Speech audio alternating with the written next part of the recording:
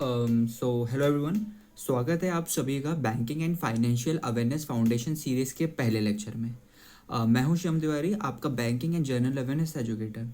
तो देखो, banking awareness bank exams का ना बैकबोन माना जाता है। ठीक है, तो चाहे वो IBPS PO हो, SBI क्लर्क हो, RBI असिस्टेंट हो या फिर वो हो नाबार्ड, बैंकिंग अवेयरनेस से डायरेक्ट क्वेश्चंस ना पूछे जाते हैं। ये बात हमेशा याद रखना। तो आज हम अपना पहला चैप्टर ना स्टार्ट करने वाले हैं, जिसका नाम है Indian banking and its history. Okay, Indian banking and its history.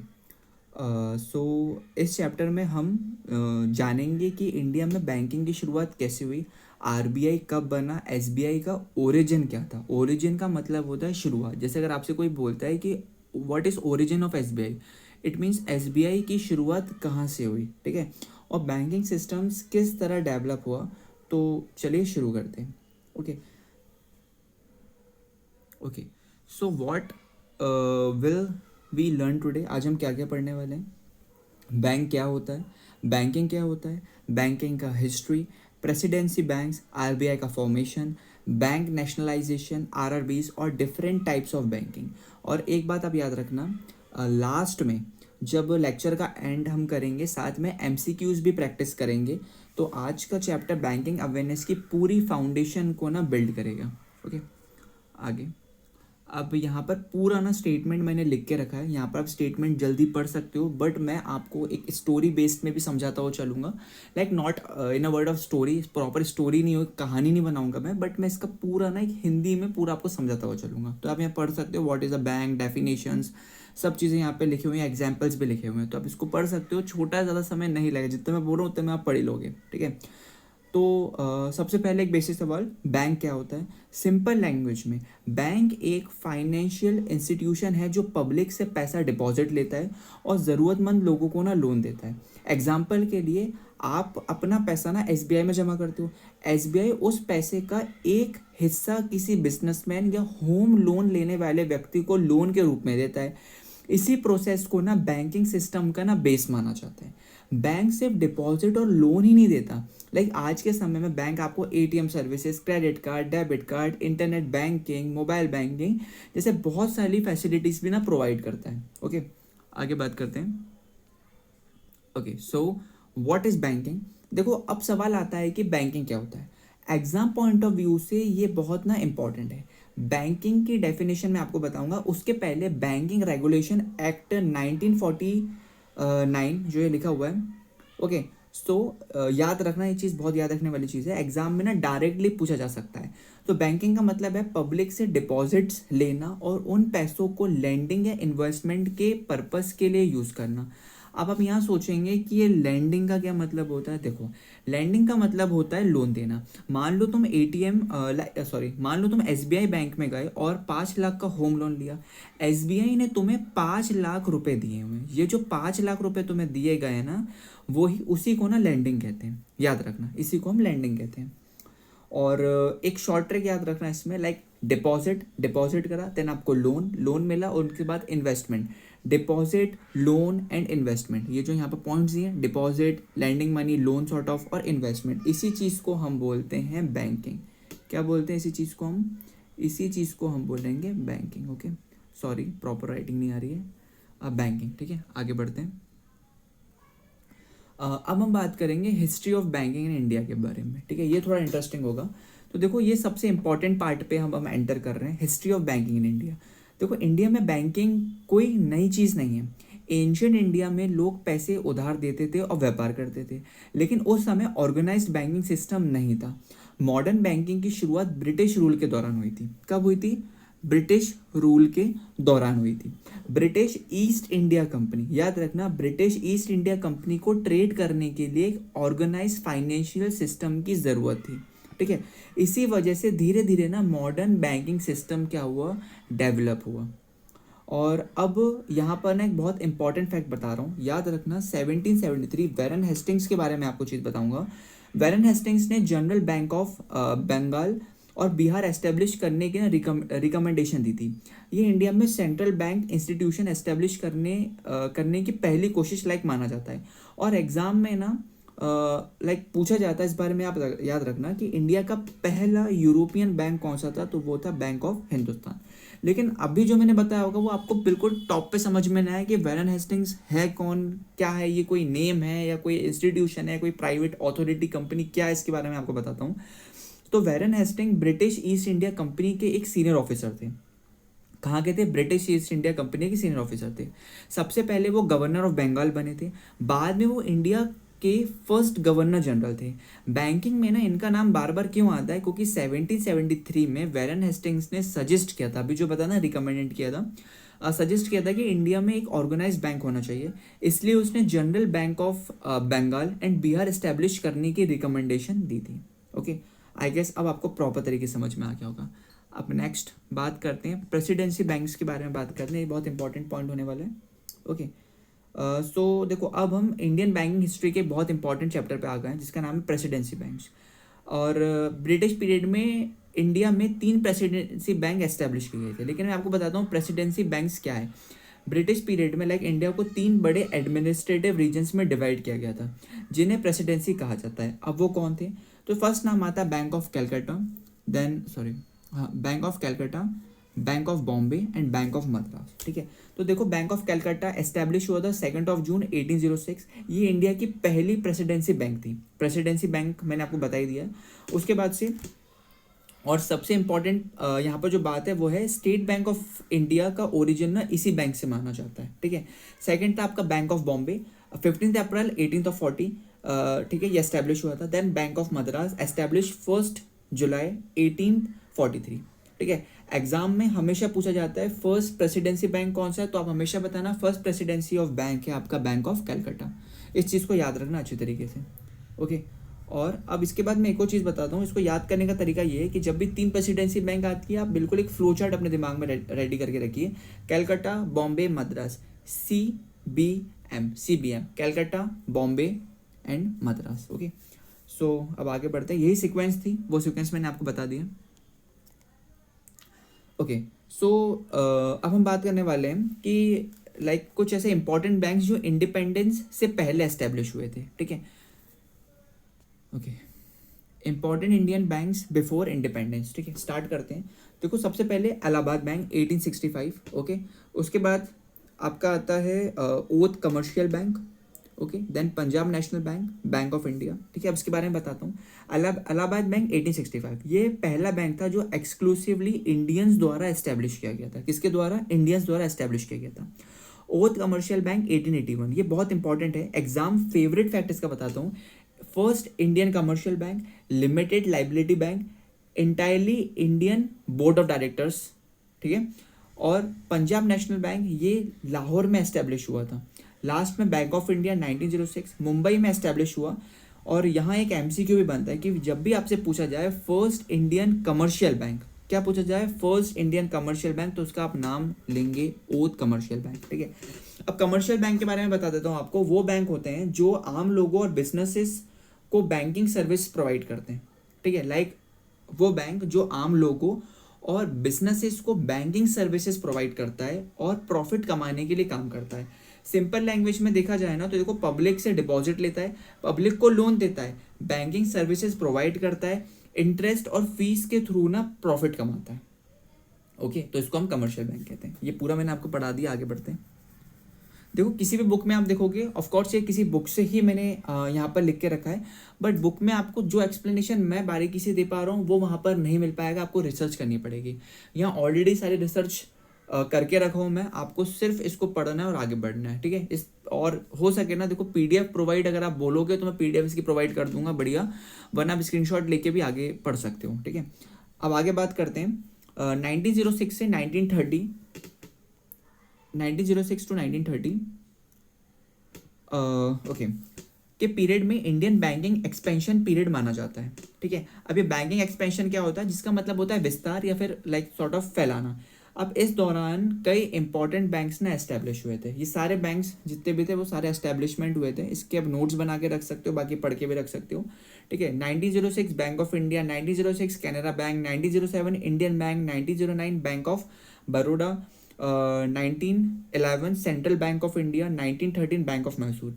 एक और इम्पॉर्टेंट इवेंट हुआ था 1913 से 1917 के बीच बैंकिंग क्राइसिस आया था। 588 बैंक्स फेल हो गए थे, ये बात याद रखना। 588 बैंक्स जो थे ना वो यहाँ पर फेल हो गए थे। ओके, 588 बैंक्स फेल हो गए थे, और ये कब था? 1913 से लेके 1917 तक, ठीक है, 1913 टू 1917, राइट। 1917 के बीच में 588 बैंक्स जो थे वो फेल हो गए थे। इसी वजह से इंडिया में बैंकिंग रेगुलेशन की ज़रूरत ना महसूस हुई थी, और आगे चल के ना आरबीआई के फॉर्मेशन का रास्ता ना इसी के बाद तैयार हुआ था, ठीक है।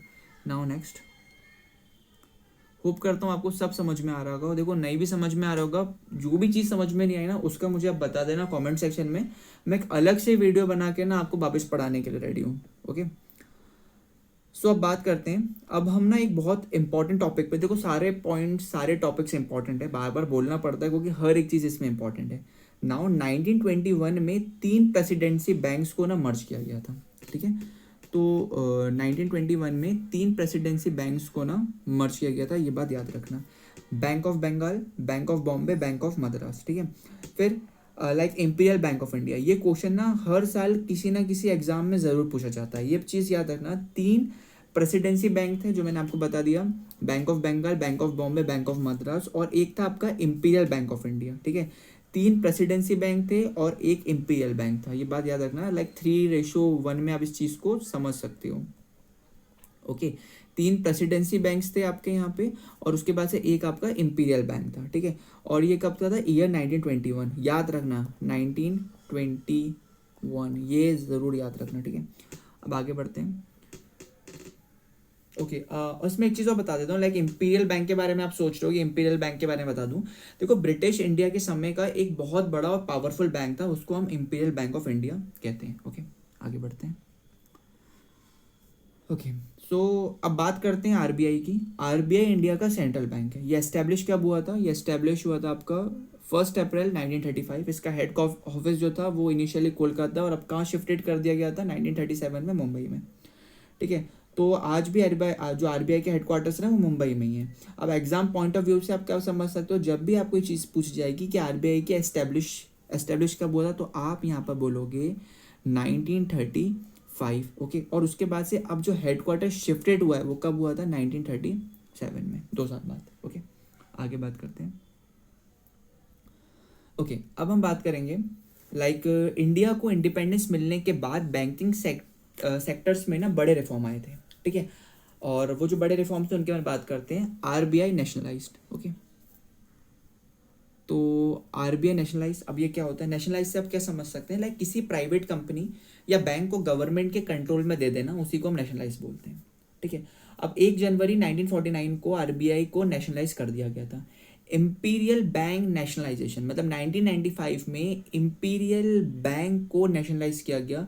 रिकमेंडेशन किसने दी थी? रिकमेंडेशन दी थी गोरेवाल कमेटी ने। अब गोरेवाल कमेटी क्या, अभी आपको और भी कमेटी आगे देखने को मिलेगी। मैं कमेटी के बारे में एक छोटा सा बात बता देता हूँ।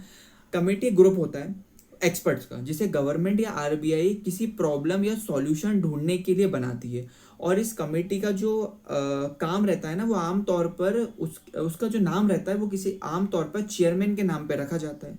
तो वैसे ये गोरेवाल कम्युनिटी, अब गोरेवाल कम्युनिटी क्या थी? वो एसबीआई बनाने में ना उसका इंपॉर्टेंट रोल था, ठीक है, गोरेवाल कमेटी का।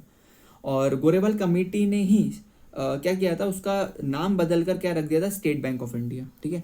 तो स्टेट बैंक ऑफ इंडिया का पहले नाम था इंपीरियल बैंक, और उसको गोरेवाल कमेटी ने बदल के स्टेट बैंक ऑफ इंडिया कर दिया, और यहीं से एसबीआई का ऑफिशियल ना बर्थ ईयर माना जाता है। ओके, आगे बढ़ते हैं। सो अब हम बैंकिंग नेशनलाइजेशन की बात करेंगे। ओके, हाँ, ये बहुत इंटरेस्टिंग होगा, बहुत ध्यान से पढ़ना। इसमें से बहुत सारे ना इंटरव्यूज में चीज़ें पूछी जा सकती हैं आपको, तो इस बारे में याद रखना। Okay, major bank reforms. अब क्या हुआ 1959 में 7 रीजनल बैंक्स को ना नेशनलाइज करके एसबीआई एसोसिएट बैंक का स्टेटस दिया गया। उसके बाद से 19 जुलाई 1969 को 14 मेजर कमर्शियल बैंक्स नेशनलाइज कर दिए गए। देन उसके बाद 15 अप्रैल 1980 15 अप्रैल 1980 को 6 और कमर्शियल बैंक्स को नेशनलाइज किया गया। नेशनलाइज का मतलब मैंने आपको बता दिया गया है कि किसी प्राइवेट कंपनी या बैंक को गवर्नमेंट के कंट्रोल में दे देने को नेशनलाइज बोलते हैं। अब यहाँ पे आपको एग्जाम पॉइंट ऑफ व्यू से याद रखना बहुत ज़रूरी है, 1969 में 14 बैंक्स और 1980 में 6 बैंक्स। ये डेट्स हमेशा याद रखना, ठीक है, कि ये याद रखने वाली ही चीज़ है। 1969 में 14 बैंक्स, ओके, देन 1980 में आपके 6 बैंक्स, ओके। यहाँ ऊपर लिखा भी हुआ है लेकिन तब भी बताना यार, मोस्ट इंपॉर्टेंट डेट्स में मैंने मेंशन कर दिया था। आगे बात करते हैं। अब आगे बात करेंगे आरआरबी के बारे में, रीजनल रूरल बैंक्स के बारे में बात करने वाले हैं, ठीक है। सो आरआरबी का फुल फॉर्म क्या होता है? रीजनल रूरल बैंक होता है। ये एस्टैब्लिश कब हुआ था? ये एस्टैब्लिश हुआ था 2 अक्टूबर 1975। रिकमेंडेशन किस कमेटी ने दी थी? कमेटी का मैं पूरा बता चुका हूँ। कमेटी यहाँ पर थी नारासिम्हम कमेटी, ओके। तो आरबीआई के ऑब्जेक्टिव्स क्या थे? रूरल एरियाज को बैंकिंग सर्विस देना। रूरल एरिया का मतलब क्या होता है? लाइक जो गांव के एरिया होते हैं वहाँ पे फार्मर्स सपोर्ट, मतलब फार्मर्स को क्रेडिट देना और फाइनेंशियल इंक्लूजन को बढ़ाना। फाइनेंशियल इंक्लूजन क्या होता है? मतलब हर व्यक्ति तक banking and financial inclusion services पहुंचाना होता है, ठीक है। लाइक गांव के लोग जो होंगे उनको प्रॉपर एक फाइनेंशियल इंक्लूजन जो होता है प्रॉपर तरीके से पहुंचाना, लाइक बैंक की सुविधा, ये सारी चीज़ें। और एक बात है ना, एग्जाम में ये क्वेश्चन आ सकता है, जब आप आरआरबी के एग्जाम्स टारगेट कर रहे हैं तो ये चीज़ आपको देखने को मिल सकती है कि आरआरबी रिकमेंडेशन किसने दिया था? वो दिया था नारासिम्हम कमेटी ने, नारासिम्हम कम्युनिटी, ठीक है, ओके। अब आगे बात करते हैं, नेक्स्ट पे चलते हैं। अपेक्स फाइनेंशियल इंस्टीट्यूशंस के बारे में बात करेंगे। देखो अब कुछ इंपॉर्टेंट फाइनेंशियल इंस्टीट्यूशंस हम यहाँ से देखते हुए चलेंगे, ठीक है। सो यहाँ पर जो बात कर रहे हैं, बात करेंगे नाबार्ड की, एग्जिम बैंक, एनएचबी, सिडबी। 1982 और 1982, 1988, 1990, ठीक है। एग्जिम बैंक 1982 में आया था, एक्सपोर्ट और इंपोर्ट फाइनेंसिंग के लिए था। एनएचबी हाउसिंग फैक्टर के लिए था 1988, और सिडबी जो था वो स्मॉल इंडस्ट्रीज़ के डेवलपमेंट के लिए था। ये जो सारी इंस्टीट्यूशंस बैंकिंग एग्जाम्स में ना बहुत ज़्यादा पूछी जाती है, लेकिन थोड़ा और बताना बहुत ज़्यादा ज़रूरी है। अब नाबार्ड का फुल फॉर्म क्या होता है? National bank for agriculture and rural development. Like किसान, एग्रीकल्चर और रूरल डेवलपमेंट के लिए ये काम करता है। उसके बाद आता है एग्जिम बैंक, आता है export import bank of India, sort of bank, Bharat के एक्सपोर्ट और इम्पोर्ट को सपोर्ट करता है। एनएचबी का मतलब होता है, एनएचबी का फुल फॉर्म होता है national housing bank, housing finance और होम लोन सेक्टर को रेगुलेट करना और प्रमोट करना। SIDBI small industry development of India, like MSME आप समझते होगे, micro small and medium enterprises, और छोटे इंडस्ट्रीज को फाइनेंशियल सपोर्ट देता है। Got it? आई गेस आप समझ गए होगे। Apex financial institutions, okay. आगे बढ़ते हैं। सो अब हम आ गए हैं चैप्टर के लास्ट कॉन्सेप्ट पे आ चुके हैं, जिसमें मैं आपको बता रहा हूँ टाइप्स ऑफ बैंकिंग। देखो बुक में टोटल 14 टाइप्स ऑफ बैंकिंग ना दिए जाते हैं, ठीक है, और बुक में ही है, और ये एग्जैक्ट इतने ही होते हैं। सो यहाँ पर टाइप्स ऑफ बैंकिंग है, जितने 14 टाइप्स ऑफ बैंकिंग बुक में दिए थे उतने मैंने यहाँ पर कवर कर दिए हैं, ठीक है। सो मैं आपको बताता हूँ। पहला है ब्रांच बैंकिंग, ब्रांचेस के थ्रू बैंकिंग सर्विसेज। इसका क्या मतलब होता है? लाइक एक बैंक की बहुत सारी ब्रांचेस होती हैं, जैसे SBI, PNB, bank of Baroda, okay, got it. उसके बाद आता है आपका यहाँ से मैं टिक करते हुए चलता हूँ। ब्रांच बैंकिंग बता दिया। यूनिट बैंकिंग क्या होता है? यूनिट बैंकिंग जो होता है वो सिंगल एरिया में बैंकिंग करता है, लाइक सिर्फ एक ही ब्रांच या बहुत लिमिटेड एरिया में काम करता है, और उसका जो ओरिजिन होता है ना वो यूएस है। मैंने ओरिजिन स्टार्टिंग में ही बता दिया गया था कि ओरिजिन का मतलब होता है शुरुआत, ओके। लाइक अब ओरिजिन ऑफ यूनिट बैंकिंग, तो ये इसकी शुरुआत कहाँ से हुई थी यूनिट बैंकिंग की? ये हुई थी यूएसए से, ओके। उसके बाद आपका आता है मिक्स्ड बैंकिंग। मिक्स्ड बैंकिंग में कमर्शियल और इन्वेस्टमेंट बैंकिंग देखने को मिलता है, ठीक है। कमर्शियल का मीनिंग में मैंने बता दिया था, लाइक वो बैंक होता है जो आम लोगों से और बिजनेसेस को बैंकिंग सर्विसेज प्रोवाइड करता है, प्रॉफिट कमाने के लिए काम करता है। लाइक सिंपल लैंग्वेज में मैंने बताया था, लाइक बैंकिंग सर्विसेज प्रोवाइड करता है, इंटरेस्ट और फीस के थ्रू प्रॉफिट कमाता है, पब्लिक से डिपॉजिट लेता है, पब्लिक को लोन प्रोवाइड करता है, इसको हम लाइक मिक्स्ड बैंकिंग कहते हैं। उसके बाद से आपका चेन बैंकिंग देखने को मिलेगा,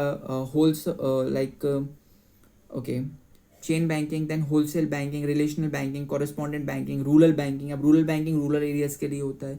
universal banking like all banking services like under one roof कह सकते हो। ऑनलाइन बैंकिंग आप समझते ही हो कि इंटरनेट के थ्रू बैंकिंग, यूपीआई वगैरह, फ़ोन पे, पेटीएम, भारत पे, ये सब सारी चीज़ें, ठीक है। और उसके बाद यहाँ पर और भी सारी चीज़ें हैं लाइक कॉरेस्पॉन्डिंग बैंकिंग बता चुका हूँ मैं। नैरो बैंकिंग, नैरो बैंकिंग के बारे में मैं आपको बता देता हूँ। नैरो बैंकिंग वो होती है कि बैंक आपसे पैसा ज़्यादा, जो आपका पैसा होता है वो ज़्यादा रिस्क वाले लोन्स में नहीं लगाता, बल्कि सेफ जगह ना इन्वेस्ट करता है, उसको नैरो बैंकिंग कहते हैं। सोशल बैंकिंग, वर्चुअल बैंकिंग, ये सारी चीज़ें होती हैं। वर्चुअल बैंकिंग क्या होता है? No physical branch, like pure जो होता है वो ऑनलाइन बैंकिंग पर रहता है। और एग्जाम में ज़्यादातर इन्हीं टाइप से क्वेश्चंस ना पूछे जाते हैं, और ये ज़्यादा नॉर्मल ही है। इसमें सिर्फ टाइप ऑफ बैंकिंग पूछ सकते हो, तो अभी 14 टाइप के टोटल होते हैं, उसमें जितने आपको याद आ जाएं उतने आप बता सकते हो, ठीक है।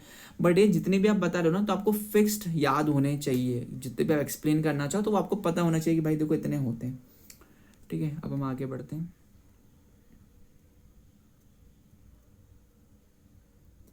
ओके, सो देखो यहाँ पर ना टॉप 10 एग्जाम फैक्ट्स भी मैंने लिख के रख दिए हैं, और जो हमने पढ़ाया है वही यहाँ पर पूरा लिखा हुआ है।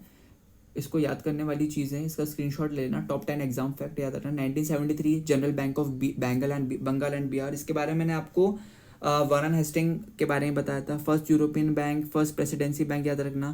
फर्स्ट इंडियन कमर्शियल बैंक क्या था? Oudh commercial bank. Imperial bank 1972। RBI nationalized. SBI form 14 national banks nationalize कब हुए थे? 1969 में। और आरआरबी 1975। ये पूरे फैक्ट्स ना याद रखना, ठीक है। अब हम जितना भी हमने पढ़ा है उसी के हम टॉप एमसीक्यू का प्रैक्टिस सेट हमने तैयार करा है, उसके बारे में भी हम पढ़ लेते हैं। देखो आंसर सबके लिख के रखें, क्वेश्चन पढ़ के आंसर बताता चलूँगा, पूरा एक्सप्लेनेशन भी यहाँ से मैं करता हुआ चलूँगा। ओके, स्टार्ट करते हैं। देखो इसमें बोल रहा है earliest attempt to establish a banking institution with characteristics of a central bank in India was. देखो लाइक इस क्वेश्चन में पूछा जा रहा है कि इंडिया में सेंट्रल बैंक जैसी इंस्टीट्यूशन एस्टेब्लिश करने की सबसे पहली कोशिश कब और किस रूप में की गई थी। तो देखो मैंने स्टार्टिंग में ही सेकंड थर्ड पैराग्राफ में ये चीज़ पढ़ाई भी थी, और ये बहुत इंटरेस्टिंग भी होगा आपके लिए। इसका आंसर मेरे ख्याल से आप बता भी दिए होगे। तो देखो 1773 में वैरन हेस्टिंग्स ने General Bank of Bengal and Bihar establish किया था। ओके, इसका आंसर डी है। और लाइक एस्टेब्लिश करने की रिकमेंडेशन दी थी, रिकमेंडेशन की बात हुई थी तो रिकमेंडेशन इन्हें दी थी। ये आरबीआई नहीं था, लेकिन सेंट्रल बैंकिंग जैसे इंस्टीट्यूशंस एस्टेब्लिश करने की पहली कोशिश मानी जाती है। एग्जाम में वैरन हेस्टिंग्स और जनरल बैंक ऑफ बंगाल और बिहार दोनों याद रखना। ओके, नेक्स्ट क्वेश्चन में चलते हैं। Which was the first European bank in India. ये अभी मैंने इंपॉर्टेंट फैक्ट्स जो बताए थे उसमें भी मैंने आपको बता दिया था। तो बताओ भाई first European bank of India क्या है? इसका आंसर क्या है? Bank of Hindustan. एक्सप्लेन करने की ज़रूरत नहीं है, बट जब भी बता देता हूँ। लाइक देखो ब्रिटिश पीरियड के दौरान एस्टेब्लिश हुए बैंक ऑफ हिंदुस्तान इंडिया का पहला यूरोपियन बैंक माना जाता है। एग्जाम में हमेशा फर्स्ट यूरोपियन बैंक तो सीधा बैंक ऑफ हिंदुस्तान पे टिक कर देना कि डायरेक्ट पूछा जाए बैंक फर्स्ट यूरोपियन बैंक कौन है? Bank of Hindustan. आगे बढ़ते हैं। Okay, third one, origin of SBI is traced back to which bank. तो यहाँ पर क्या पूछ रहा है? यहाँ पर आपसे क्वेश्चन कर रहा है कि देखो SBI की जो हिस्ट्री है देखो बहुत पुरानी है। 1806 में बैंक ऑफ कैलकटा एस्टेब्लिश हुआ था। क्या हुआ था? बैंक ऑफ कैलकटा एस्टेब्लिश हुआ था। बाद में इसका नाम बदल के बैंक ऑफ बंगाल हुआ था। फिर प्रेसिडेंसी बैंक्स मर्ज होकर इंपीरियल बैंक्स होने के बाद क्या नाम पड़ा था? SBI बना था। इसीलिए SBI का जो ओरिजिन है वो बैंक ऑफ कैलकाटा ही माना जाता है। Okay, now the fourth one. Okay, so first bank govern exclusively by Indians. इसका क्या आंसर है? देखो यहाँ पूरा लाइक यहाँ पर जो पूछा गया है वो पूछ रहा है कि पूरी तरह इंडियंस द्वारा चलाए जाने वाला पहला बैंक कौन सा था। तो 1881 में एस्टेब्लिश हुआ ओथ कमर्शियल बैंक ना पहला बैंक था जिसका मैनेजमेंट और बोर्ड ऑफ डायरेक्टर्स पूरी तरह से भारतीय ही थे। एग्जाम के लिए ओथ कमर्शियल बैंक ना बहुत इंपॉर्टेंट फैक्ट होगा। तो इसका आंसर क्या है? Oudh Commercial bank. देखो ये सारे क्वेश्चंस जो ऊपर पूरा टॉपिक पढ़ाया है उसी में है, और उसी से आप यहाँ सब चीज़ पिक कर सकते हो। Fifth one, first bank of limited liability manage by Indians. देखो ये क्वेश्चंस भी ना लाइक ओथ कमर्शियल बैंक से रिलेटेड है। 1881 में एस्टेब्लिश हुए ओथ कमर्शियल बैंक इंडिया का पहला लिमिटेड लाइबिलिटी कमर्शियल बैंक था जो इंडियंस द्वारा मैनेज किया गया था, ठीक है। और अगर लाइक एग्जाम में लिमिटेड लाइबिलिटी और 1881 दोनों साथ दिखे ना तो कमर्शियल ओथ कमर्शियल बैंक ही है आंसर, उसको ही तुम याद रखना, ठीक है। इसका आंसर भी क्या है, ओथ कमर्शियल बैंक। 6 पे चलते हैं। Bank of India was establish in, अब बैंक ऑफ इंडिया कब एस्टेब्लिश हुआ था? बैंक ऑफ इंडिया एस्टेब्लिश हुआ था 1906 में, ओके। तो लाइक इस बैंक को लैंडिंग इंडिया बिजनेसेस ने एस्टेब्लिश किया था। लैंडिंग का मतलब मैंने आपको बता ही दिया है। 7 पे चलते हैं। Which bank was formed after amalgamation of 3 presidency bank? याद रखना वो 3 प्रेसिडेंसी बैंक्स भी मैंने आपको बताया था। कौन कौन से थे? Bank of Bengal, Bank of Bombay, Bank of Madras और एक इंपीरियल बैंक था। 3:1 में मैंने आपको बताया था। तो इसका आंसर क्या है आपका? इसका आंसर है imperial Bank of India, okay. Like in तीनों को मिलाकर ना इंपीरियल बैंक ऑफ इंडिया बनाया गया था। ये बैंकिंग हिस्ट्री का सबसे इंपॉर्टेंट मर्जर माना जाता है, ओके। नाउ कमेटी वाले क्वेश्चंस आ चुके हैं। इसका आंसर मेरे ख्याल से आप एक बार में दे दोगे। विच committee recommended nationalisation of imperial bank? तो बताओ इसका आंसर क्या है? इसका आंसर है गोरेवाल कमेटी। सो 1995 में लाइक इंपीरियल बैंक को नेशनलाइज करने की रिकमेंडेशन गोरेवाल कमेटी ने दी थी। नेशनलाइजेशन के बाद इंपीरियल बैंक का नाम स्टेट बैंक ऑफ इंडिया रखा गया। एग्जाम में गोरेवाल कमेटी और एसबीआई फॉर्मेशन को साथ में याद रखना, ठीक है। किसको याद रखोगे? Gorewala committee plus SBI formation, okay. Now the 9th one, okay. Just give me a second, में पानी पी लूं।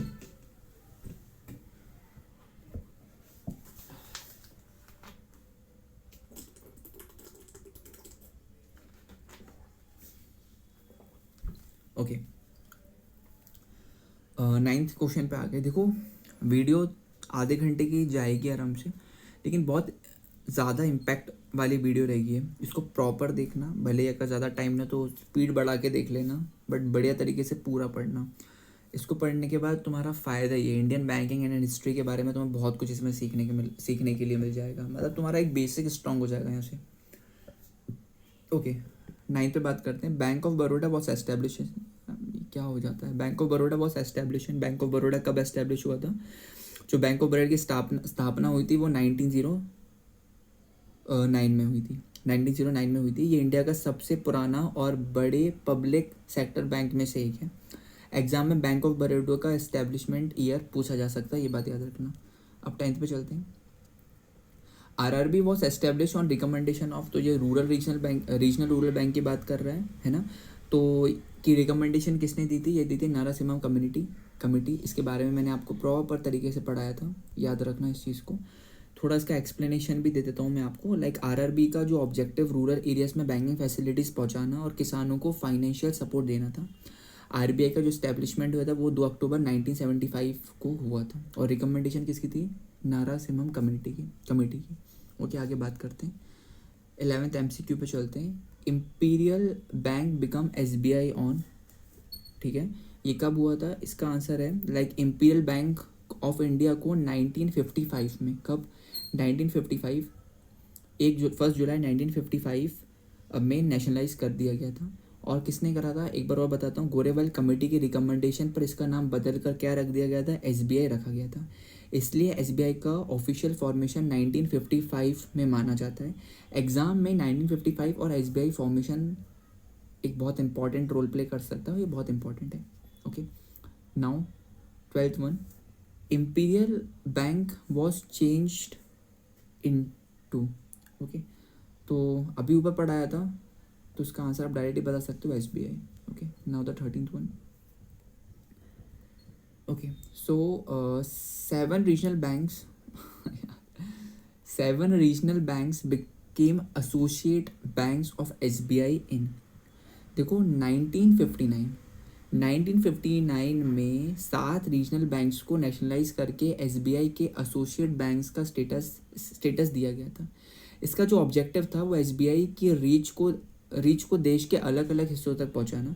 और एग्ज़ाम के लिए 1959 याद रखना, ठीक है। इसी से आपका आंसर आराम से बन जाएगा। देखो मैं ये नहीं बोल रहा कि इसको डायरेक्ट आपके एग्ज़ाम में देखने को मिल जाएगा। बैंक एग्जाम्स में थोड़ा डिटेल क्वेश्चंस आते हैं, बट ये सारी चीज़ों का इम्पैक्ट ना इंटरव्यू सेक्शन में ज़्यादा हो सकता है, ओके। आगे बात करते हैं। MCQ number 14, bank branches are the face of, ठीक है। देखो ब्रांच बैंकिंग सिस्टम मैंने आपको बताया था, इसमें बैंक की ब्रांचेस ही कस्टमर के लिए बैंक का मेन कांटेक्ट पॉइंट होता है।